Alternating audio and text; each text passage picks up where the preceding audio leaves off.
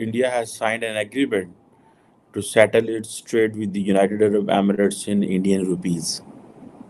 और अब मेरा वजीर आजम पिछले महीने थैंक यू कह रहा था कि जनाब आपने $1 अरब दे दिया।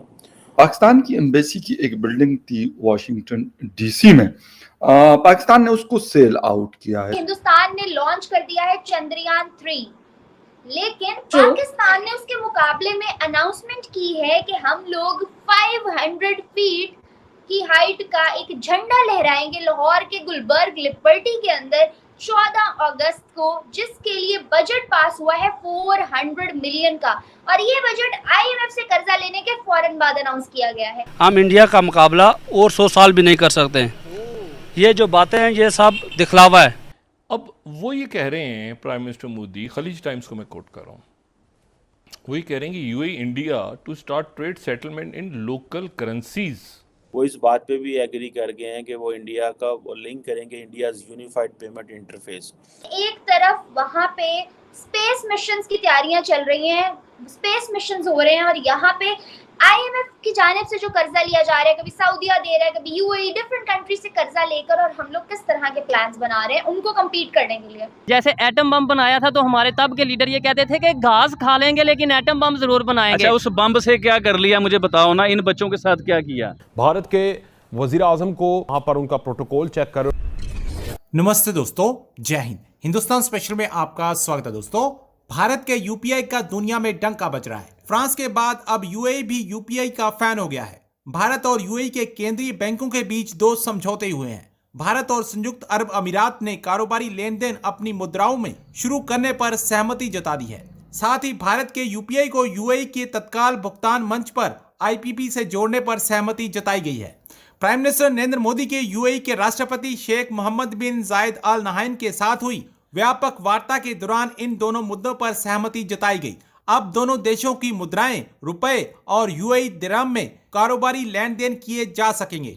भारतीय रिजर्व बैंक के गवर्नर शक्तिकांत दास और UAE सेंट्रल बैंक के गवर्नर खालिद मोहम्मद बलामा ने 2 समझौता ज्ञापनों पर हस्ताक्षर किए। आधिकारिक बयान के मुताबिक दोनों देशों के केंद्रीय बैंक रुपए और दिरहम का कारोबारी लेन देन में इस्तेमाल बढ़ाने के लिए एक ढांचा खड़ा करेंगे।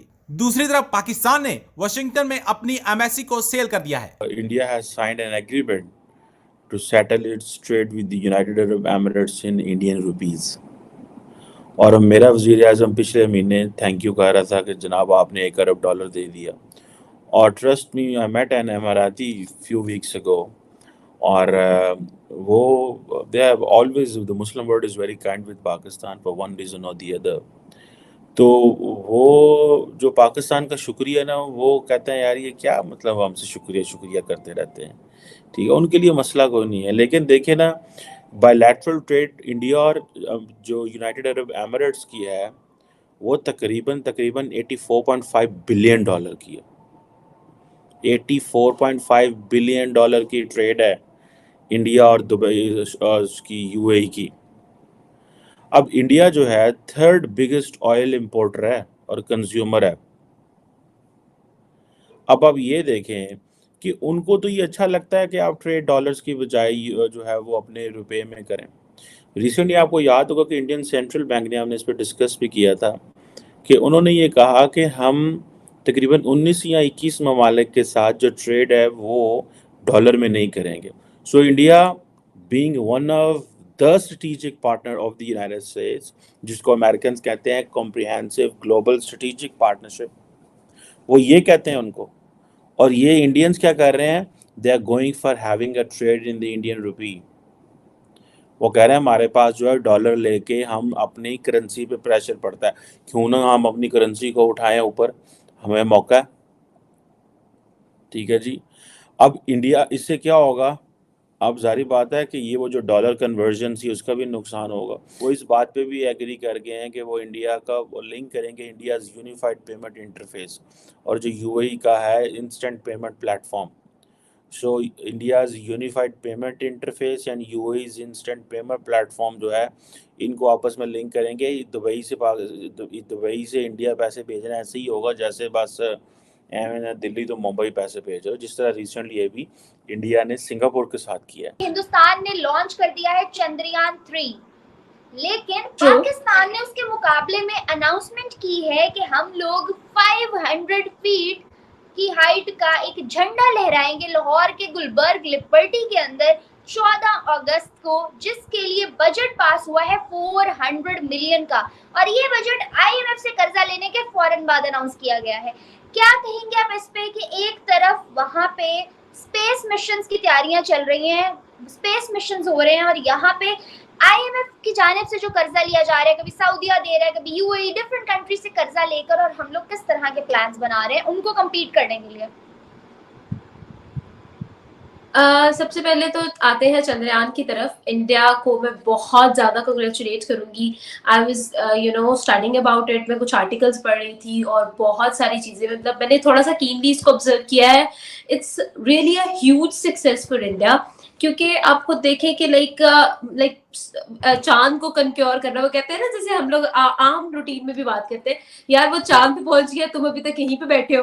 तो इस तरह की चीज वाकई में वो लोग चांद पर पहुंच गए हैं। एंड और लाइक लिटरली जब 2019 में चंद्रयान 2 जो है फेलियर, मैं उसको नहीं कहूंगी, मतलब मैं जहां पे भी इंटरव्यू दे रही हूँ, मैं खुद उसको कवर कर रही हूँ न्यूज को, तो मैं चंद्रयान 2 को I won't say it a failure, क्योंकि जस्ट 750 मीटर्स के फासले पर जो है इंजन जो है जो जिस जगह पर लैंड करना था उससे 750 मीटर्स के फासले पर चला गया, जिसकी वजह से उन लोगों ने उसको लैंड नहीं करवाया। तो अब वो लोग इतने ज्यादा कॉन्फिडेंट है, बिकॉज जितनी मिस्टेक्स उन्होंने चंद्रयान 2 में की थी, उन्होंने हर चीज को ओवरकम किया है। उन्होंने जो लैंडिंग के लिए जो फीट होते हैं उनको भी स्ट्रॉन्ग किया है, अपने इंजन को पावरफुल किया है, बहुत सारी चीजें।